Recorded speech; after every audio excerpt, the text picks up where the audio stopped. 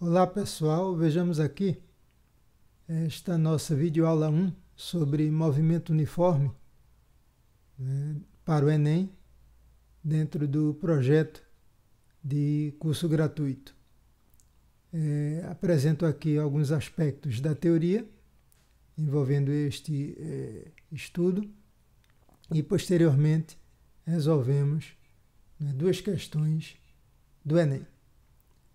A característica principal do movimento uniforme é que a velocidade ela se mantém constante. Aqui CT é a abreviação para a palavra constante. Ela é constante e diferente de zero. Igual a zero é a situação em que a partícula, o objeto, encontra-se em repouso em relação a um determinado referencial. Bem, a velocidade é constante, mas a sua posição, o espaço, varia com o tempo. Então vamos ver a forma como a posição varia com o tempo através da função horária. Então aqui vamos deduzir esta função a partir da definição da velocidade média, que é a razão entre a variação do espaço, ΔS, e o intervalo de tempo, ΔT, correspondente a esta variação. No SI, Sistema Internacional de Unidades, o espaço S, a posição S, é dada em metros e o tempo em segundos. Então, a velocidade média fica, portanto, em metros por segundo. Bem, como o movimento é uniforme, a velocidade é constante, então eu posso trocar a velocidade média, Vm, pela velocidade instantânea, a velocidade medida em cada instante de tempo em que o movimento se processa. Porque se ela é constante, a média coincide com cada valor pontual. Então, por exemplo, a média de 3, 3 e 3 é 3. A média aritmética simples, porque 3 mais 3 mais 3 dá 9. 9 dividido pela quantidade que é 3, dá 3. Ok? Então, no caso aqui, podemos também fazer um instante inicial T0 sendo 0. Então, V é igual a S menos S0 sobre T, fazendo-se aqui meios pelos extremos. S menos S0 é igual a VT, portanto, S isolado é igual a S0 mais VT. E aqui estamos diante de uma função de primeiro grau, cujas representações gráficas são retas, sempre retas. Ok?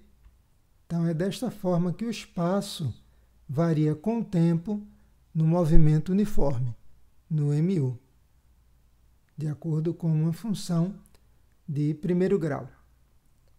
Só reforçando, aqui o espaço S aqui, ou a posição num dado instante de tempo t, o S0 é o espaço para t igual a 0, e a velocidade aqui, independente do tempo, v. Vamos fazer aqui uma análise gráfica, vendo inicialmente os gráficos v versus t. Então, aqui no caso, como a velocidade é constante, então, é representado por uma função constante, uma reta paralela ao eixo t, ao eixo horizontal, que representa aqui o x. O y é o v, aqui a origem, e aqui o eixo t. Também vamos considerar todo estudo, todo fenômeno dentro da física iniciando em t igual a 0, então não nos interessa aqui considerar valores de t negativos. Então aqui velocidade, uma determinada velocidade, que uma análise quantitativa, né? Não estamos colocando nenhum valor aqui, só uma análise, né, do comportamento, né, da grandeza, no caso aqui velocidade com o tempo. Então é uma constante, o tempo passa aqui, mas no EV não muda, e como está acima do eixo da origem, né, temos aqui uma velocidade positiva, o que leva a um movimento uniforme chamado progressivo. Então, velocidade positiva, mu progressivo. Então, aqui temos uma situação em que a velocidade é nula. Veja que, para qualquer instante de tempo, ela permanece igual a zero. Então, velocidade nula em relação a um dado referencial indica repouso. E no terceiro caso, na terceira situação, a velocidade negativa, reta aqui abaixo do eixo horizontal t, velocidade menor que zero, negativa, implica em um movimento uniforme do tipo retrógrado. Ok? Bem, como falado, S varia com o tempo de acordo com a expressão S igual a S0 mais VT, ou seja, uma função do primeiro grau. O S0 faz o papel, da constante, por exemplo, comparando S igual a S0 mais VT com Y igual a x mais B, função do primeiro grau lá na matemática. O S é o Y, ok? O T faz o papel do X, o S0 é o B, que é a constante, onde a reta aqui vai tocar, o eixo Y, é a posição inicial, ok? E a inclinação, como logo mais veremos, ela é dada pelo coeficiente A, no caso, y igual a x mais b, que aqui é a velocidade. Ok? A inclinação da reta, em relação ao eixo t ou a uma reta paralela ao eixo t, essa inclinação vai fornecer a velocidade. Logo mais veremos. Então aqui, acompanhando o raciocínio, inclinação positiva, velocidade positiva, movimento uniforme progressivo. Ter esse comportamento aqui, de uma função crescente. À medida que t aumenta, o espaço também aumenta. Progressivo. Aqui, a velocidade igual a zero, inclinação nula, repouso. O tempo passa aqui e a posição do objeto da partícula não muda com o tempo, permanece no S0. E aqui, na situação de movimento uniforme retrógrado, inclinação negativa, velocidade menor que zero. Este comportamento também é válido nas situações em que a posição inicial do objeto, ela também é nula, ok? Ou negativa. Então, mas tendo este padrão aqui de reta crescente, ok? E aqui de reta decrescente, podendo sair do zero ou abaixo do zero, dependendo da posição inicial, se é à direita da origem, da trajetória, na origem ou à esquerda da origem. Ok? Então aqui, vejamos agora a propriedade dos gráficos S contra T. Como eu falei, a inclinação ela vai estar associada com a velocidade. Então podemos aqui inicialmente obter a velocidade média pela tangente, que é um ângulo alfa, tangente do ângulo alfa, ângulo que a reta forma ou com o eixo t, podendo aqui prolongar, e o ângulo alfa vai ser o mesmo do eixo com a reta, ou aqui numa situação em que tomamos dois pontos, e definimos este triângulo aqui, retângulo. Então, aqui a gente tem ΔS, que é o S menos S0, e aqui o ΔT, T menos T0, que usamos aqui o zero. Então, o cálculo da velocidade média a partir do gráfico S contra T é dada pela tangente de α, ΔS sobre ΔT, aqui em linhas gerais. Bem, uma coisa também importante diz respeito à transformação de unidades. No caso aqui, para a velocidade, usamos o fator 3,6. Quando desejamos passar de km por hora para metros por segundo, dividimos o valor por 3,6 e o contrário, de metros por segundo para quilômetros por hora, multiplicamos por 3,6. E o fator 3,6 decorre do fato de que 1 quilômetro tem 1000 metros e que 1 hora tem 3.600 segundos. 1 hora tem 60 minutos e como um minuto tem 60 segundos, então 60 vezes 60, 3.600 segundos. Correndo a vírgula, vamos obter 1 sobre 3,6. 1.000 sobre 3.600, então 1 sobre 3,6, este fator 3,6 é usado para transformar unidades de velocidade, apenas para velocidade. Okay? Então, pessoal, vejamos aqui duas questões do Enem, onde aplicamos um pouco deste conhecimento aí do MU. Uma empresa de transportes precisa efetuar a entrega de uma encomenda o mais breve possível. Para tanto, a equipe de logística analisa o trajeto desde a empresa até o local da entrega. Ela verifica que o trajeto apresenta dois trechos de distâncias diferentes e velocidades máximas permitidas diferentes. No primeiro trecho, a velocidade máxima permitida é de 80 km por hora e a distância percorrida é de 80 km.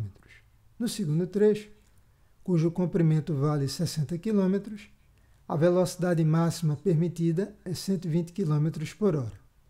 Supondo que as condições de trânsito sejam favoráveis para que o veículo da empresa ande continuamente na velocidade máxima permitida, que não deixa de ser uma aproximação, qual será o tempo necessário em horas para a realização da entrega?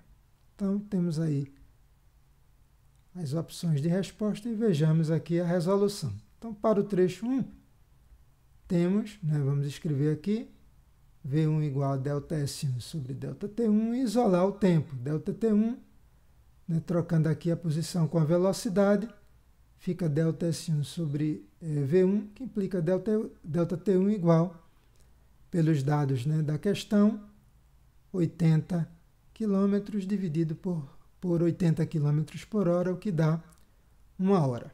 ΔT1, 1 hora.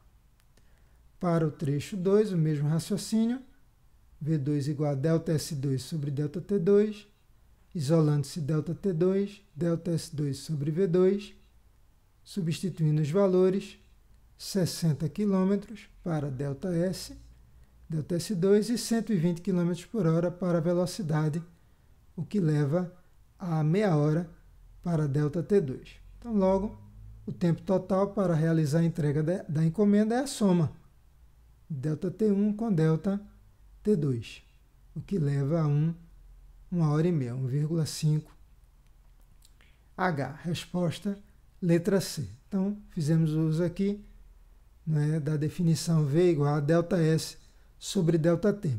Então, em muitas situações, no caso de um movimento retilíneo, uniforme a trajetória sendo uma reta, podemos substituir a variação do espaço, que também chamamos de deslocamento escalar, ΔS, pela distância percorrida. Okay? Ao longo do curso, em outras situações de estudo, vamos comentar a diferença conceitual que existe entre deslocamento escalar né, variação do espaço com a distância percorrida, em situações em que a trajetória não é retilínea. Essa segunda questão diz o seguinte: o sonar é um equipamento eletrônico que permite a localização de objetos e a medida de distâncias no fundo do mar, pela emissão de sinais sônicos e ultrassônicos e a recepção dos respectivos ecos.